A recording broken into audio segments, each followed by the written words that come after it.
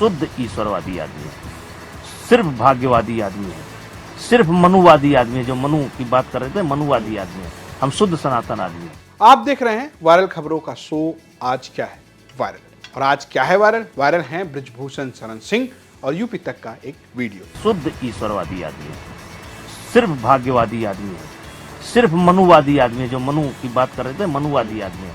हम शुद्ध सनातन आदमी है। जी हाँ, बृजभूषण शरण सिंह मनुवादी हैं।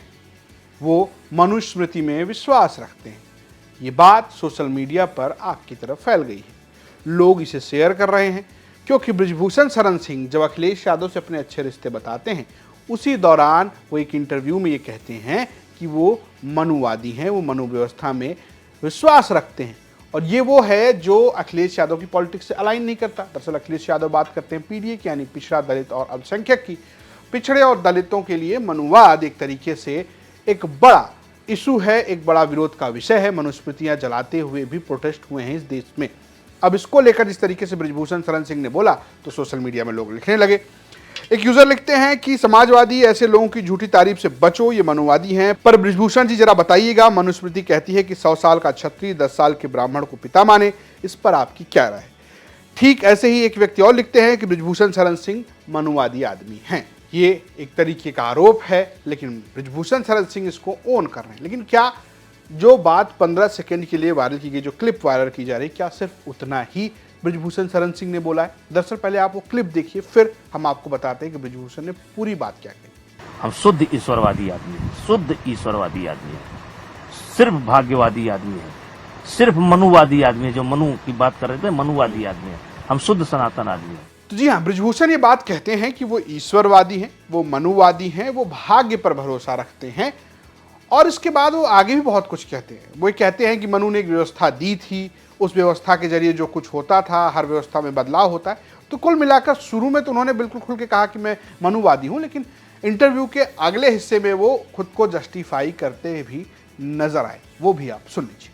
हम शुद्ध ईश्वरवादी आदमी है, शुद्ध ईश्वरवादी आदमी है, सिर्फ भाग्यवादी आदमी है, सिर्फ मनुवादी आदमी है। जो मनु की बात कर रहे थे, मनुवादी आदमी है। हम शुद्ध सनातन आदमी है। हमें केवल कर्म करने का अधिकार है, फल मिलेगा ये अधिकार मेरे हाथ में नहीं है। और मैं अपना कर्म कर रहा हूं। मैं पहले से ज्यादा सक्रिय, पहले से ज्यादा सक्रिय। मैं आज भी उसी हिसाब से अपने लोगों से मिलता हूं, जो पीड़ित हैं उनको मिलता हूं। पहले कम समय मिलता था, अब ज्यादा मिलता हूं। आपने खुद को मनुवादी कह दिया। हाँ। अभी राहुल गांधी ने कल स्टूडेंट के साथ बातचीत में कहा कि जो ये नॉट फाउंड सुटेबल है, एनएफएस, जो कि खास करके जो विश्वविद्यालयों में टीचर्स को लेकर के जब भी वैकेंसी आ रही है तो दलितों और ओबीसी का सिर्फ इस आधार पर नहीं किया जा रहा है और 60% पद खाली है। तो ये एक नया मनुवाद है। आप इसको किस तरीके से देखते हैं? देखिए, हमें मनु के ऊपर गर्व है, हमें अपने सनातन पर गर्व है, हमें अपने पूर्वजों पर गर्व है। और समय समय के साथ परिस्थितियां बदलती हैं, कानून बदलते हैं, विषय बदलते हैं। जब मनु ने जो व्यवस्था दी थी, उस समय उसकी जरूरत थी। मनु ने समाज को 4 भागों में बांटा था। एक ब्राह्मण, दूसरा क्षत्रिय, तीसरा वैश्य, चौथा शूद्र। शूद्र का मतलब किसी को गाली देना नहीं था। कमजोर लोग, जो सबसे कमजोर श्रेणी में थे, उनको शूद्र कहा गया था। जो व्यवसाय करते थे उनको, या कृषि करते थे, उनको बनिया कहा गया था। जो देश के लिए लड़ते थे उनको क्षत्रिय कहा गया था। जो ज्ञानी थे, बुद्धिमान थे, समाज से लेते कम थे, समाज को देते ज्यादा थे, उन्हें ब्राह्मण कहा गया था। ब्राह्मण मतलब जब ब्रह्म से मुलाकात करा दी, ब्राह्मण कहा गया था। और एक व्यवस्था बनाई गई थी। धीरे धीरे व्यवस्था, जब समय बदलता है तो व्यवस्था टूट गई। मैं मानता हूं कि आज के परिप्रेक्ष्य में मनुवाद का उतनी उपयोगिता नहीं है,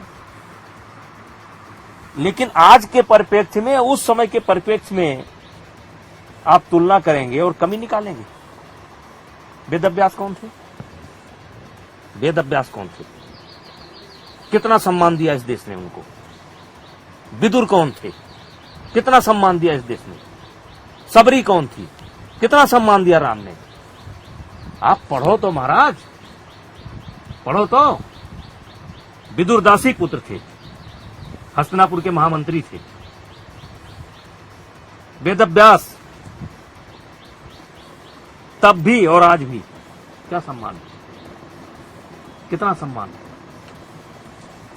तो ये सब तो आप खुद को बकवास है। मनुवादी कहने में भी गर्व नहीं, महसूस नहीं। करते हैं, मनुस्मृति पर आपको गर्व है? देखिए, समय समय पर व्यवस्थाएं बदलती रहती है। तो जी हाँ, ब्रिजभूषण शरण सिंह जो कह रहे हैं ये एक इंटरव्यू का हिस्सा, और ये इंटरव्यू यूपी तक ने किया। दरअसल पटियाला कोर्ट ने पॉक्सो मामले में ब्रिजभूषण शरण सिंह को बरी किया। नाबालिग महिला पहलवान ने उनके ऊपर यौन शोषण के आरोप लगाए थे। इस मामले में कोर्ट में क्लोजर रिपोर्ट दाखिल हुई और कोर्ट ने उसे स्वीकार कर लिया। उस मामले में बाइज्जत बरी हुए तो उनसे बातचीत यूपी तक ने की। इस बातचीत में उन्होंने बहुत सारी चीज़ों पर बात की, अखिलेश यादव पर, योगी आदित्यनाथ से साथ रिश्ते पर, मनुवाद पर, राहुल गांधी पर, जातिगत जनगणना पर, बहुत सारे विषयों पर बात की। लगभग आधे घंटे यूपी तक से बात की। वो इंटरव्यू आपको इस वीडियो के कमेंट बॉक्स में मिल जाएगा। लेकिन जरा आपको झलकियां दिखाते हैं कि आखिर और किस किस मुद्दे पर उन्होंने बात की। अखिलेश जी से मेरा बहुत नजदीकी रिश्ता है।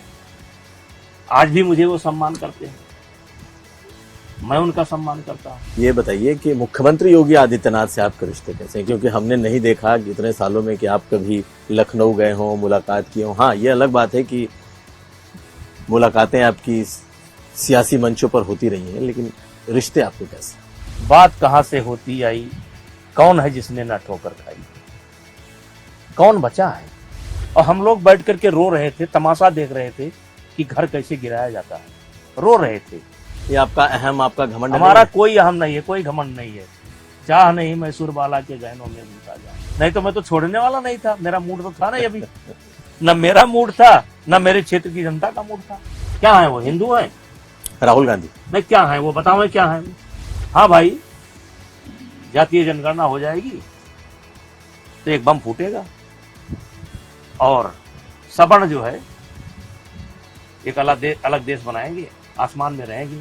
तो इसी इंटरव्यू में ब्रिजभूषण शरण सिंह ने मनुवाद की भी बात की थी और उन्होंने कहा था कि मैं मनुवादी हूं। तो ब्रिजभूषण शरण सिंह तो कह रहे हैं कि मैं मनुवादी हूं, लेकिन आपको क्या लगता है कि मनुवादी होना गलत है या इसको ओन करना सही है? आप इस पर क्या राय रखते हैं, हमें कमेंट बॉक्स में जरूर बताएं और देखते रहिए यूपी तक। नमस्कार।